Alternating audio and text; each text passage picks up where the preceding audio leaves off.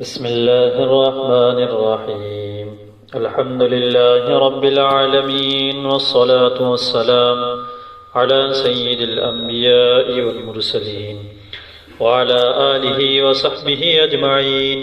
أما بعد، قال الله تبارك وتعالى: أعوذ بالله من الشيطان الرجيم. بسم الله الرحمن الرحيم. أرأيت الذي يكذب بالدين فذلك الذي يدعو اليتيم ولا يحض على طعام المسكين فويل للمصلين الذين هم عن صلاتهم ساهون الذين هم يراءون ويمنعون الماعون. صدق اللہ العظیم. تمام تعریفیں اس پاک پروردگار کے لیے ہیں جس نے ہم سب کو ایمان کی دولت کے ساتھ نبی کریم صلی اللہ علیہ وسلم کی امت میں پیدا فرمایا اور ساتھ میں قرآن کریم جیسی کتاب ہمیں دے کر ہماری رہبری اور رہنمائی فرمائی. تو جیسا کہ سلسلہ چل رہا تھا، اب قرآن کریم کی وہ صورت جس کو سورۃ الماعون کہتے ہیں، یہ صورت مکۃ المکرمہ کے اندر نازل ہوئی اور اس کے اندر 7 آیتیں ہیں. یہ صورت کے نازل ہونے کا سبب اور موقع یہ بنا کہ مکۃ المکرمہ کے اندر بعض کفار اور منافق تھے جو آخرت کے دن کو جھٹلاتے تھے کہ مرنے کے بعد قیامت میں کھڑے ہونا، یہ سب بیکار باتیں ہیں. اور اپنی انا کے اندر ایسے تھے کہ یتیموں کو دور کرتے تھے اور مسکینوں کو کھانا تو کیا کھلاتے لیکن دوسروں کو بھی اس کے بارے میں ترغیب نہیں دیتے تھے. یہ کفار تھے جو آخرت کے دن کو جھٹلاتے تھے اور یتیموں کو دھکے دیتے تھے اور مسکینوں کو کھانا وغیرہ کھلانے سے دوسروں کو روکتے تھے، خود بھی نہیں کھلاتے تھے اور دوسروں کو بھی روکتے تھے. اور دوسرا ان منافقون کا ذکر ہے کہ وہ نماز کے اندر سستی اور کاہلی برتتے تھے، یعنی وقت پر اور جماعت کے ساتھ نہیں پڑھتے تھے. اور دوسرا یہ کہ ریاکاری کرتے تھے فرائض کے اندر، جیسا کہ نماز ایک اسلام کا بہت بڑا رکن ہے،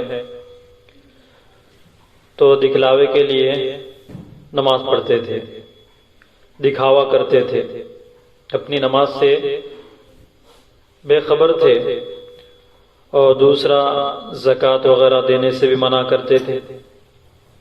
زکوٰۃ تو کیا دیتے، ایسی چیزیں جس کے دینے سے نہ اس چیز میں کچھ کمی آ سکتی ہے نہ اس سے مال میں کچھ کمی آ سکتی ہے. جیسے ضروریات زندگی کے بعض چیزیں ہوتی ہیں، جیسے برتن ہے یا گھریلو کچھ سامان کے، کہ دوسروں کی مدد بھی نہیں کرتے تھے. زکوٰۃ تو کیا دیتے، ایسی چیزیں بھی نہیں دیتے تھے جو روزمرہ میں کام آئے. تو 2 لوگوں کا اس صورت کے اندر ذکر ہے، ایک تو کفار کا، دوسرا منافقوں کا. جیسا کہ اس صورت کا ترجمہ ہے: اَرَأَيْتَ الَّذِي يُكَذِّبُ بِالدِّينِ، اے محمد صلی اللہ علیہ وسلم، کیا آپ نے ان لوگوں کو نہیں دیکھا جو جزا اور سزا کے دن کو جھٹلاتے ہیں، یعنی بدلے کے دن کو. اب جزا اور سزا سے جھٹلانا ہی سرے سے انکار کرنا، یہ تو کفر کی علامت ہے. اور وہی لوگ ہیں جو یتیموں کو دھکا دیتے ہیں، یتیموں کو دور ہٹاتے ہیں. فَذَلِكَ الَّذِي يَدُعُ الْيَتِيمِ، یہ وہی لوگ ہیں جو یتیموں کو کیا کرتے ہیں؟ دھکا دیتے ہیں۔ ولا يحض على طعام المسکین، اور مسکینوں کو کھانا کھلانے کی بھی دوسروں کو ترغیب نہیں دیتے، یعنی خود تو کیا کھلاتے، دوسروں کو بھی ترغیب نہیں دیتے کہ مسکینوں کو کھانا کھلائے۔ جو دوسروں کو ترغیب نہیں دیتا تو خود کیا کھلاتا؟ فویل للمصلین، اب یہاں پر منافقین کا ذکر ہے۔ فویل للمصلین، بڑی خرابی ہے ان نمازیوں کے لیے جو اپنی نماز سے بے خبر ہیں، ان کو خبر ہی نہیں، یعنی اتنی سستی اور کاہلی برتتے ہیں کہ ان کو سرہی سے نماز کے بارے میں کوئی خبر ہی نہیں، بے خبر ہیں اس سے انہوں۔ الذین هم یراؤون، اور جب وہ پڑھتے ہیں تو دکھلاوا کرتے ہیں، دکھلاوے کے لیے کرتے ہیں، ریاکاری کے لیے کرتے ہیں۔ یہ منافقوں کی علامت ہوتی ہے ریاکاری۔ وہ اللہ کے لیے، اللہ کی خوشنودی کے لیے، اللہ کا حکم سمجھ کر نہیں، بلکہ ریاکاری کرتے ہیں، دکھلاوا کرتے ہیں۔ زبان سے تو اسلام کے دوست ہوتے ہیں لیکن دل سے اسلام کے دشمن ہوتے ہیں۔ بغاوتوں، اندرونی طور پر بغاوتیں کرتے ہیں، اندرونی طور پر اسلام کو نیچے گرانے کے لیے طرح طرح کی حرکتیں کرتے ہیں۔ وَيَمْنَعُونَ الْمَعُونَ، اور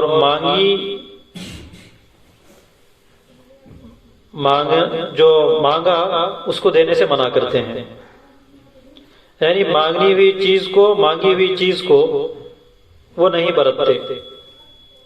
ایسی چیزیں جس کے دینے سے ان کا کچھ نقصان نہیں ہوتا اور مال ضائع نہیں ہوتا تو وہ چیزیں دینے سے بھی کتراتے ہیں۔ بعض مفسرین نے یہاں پر زکوٰۃ کے بارے میں کہا کہ یہ لوگ زکوٰۃ ہی کا انکار کرتے ہیں، یعنی زکوٰۃ ادا کرنے سے انکار کرتے ہیں۔ صورت میں کفار و منافقین کے بعد وہ افعال جو افعال قبیحہ اس کا ذکر اس صورت کے اندر کیا گیا ہے، ان پر جہنم کی وعیدیں اور ان کے تکذیب جو کرتے ہیں، انکار کرتے ہیں ان چیزوں کے بارے میں اس صورت کے اندر ان لوگوں کا ذکر ہے۔ یعنی کفار اور منافقین کے بعد افعال قبیحہ یعنی برے کام، برے افعال، بری چیزیں جو کرتے تھے، جیسے کہ وہ اعمال قبیحہ جن کا ذکر اس صورت میں فرمایا ہے یہ ہے کہ یتیم کے ساتھ بدسلوکی اور ان کی توہین، اور مسکین و محتاج کو باوجود قدرت کے کھانا نہ کھلانا اور دوسروں کو اس کی ترغیب نہ دینا، نماز پڑھنے میں ریاکاری کرنا، زکوٰۃ ادا نہ کرنا، یہ سب افعال اپنی ذات میں بہت مذموم اور سخت گناہ ہیں۔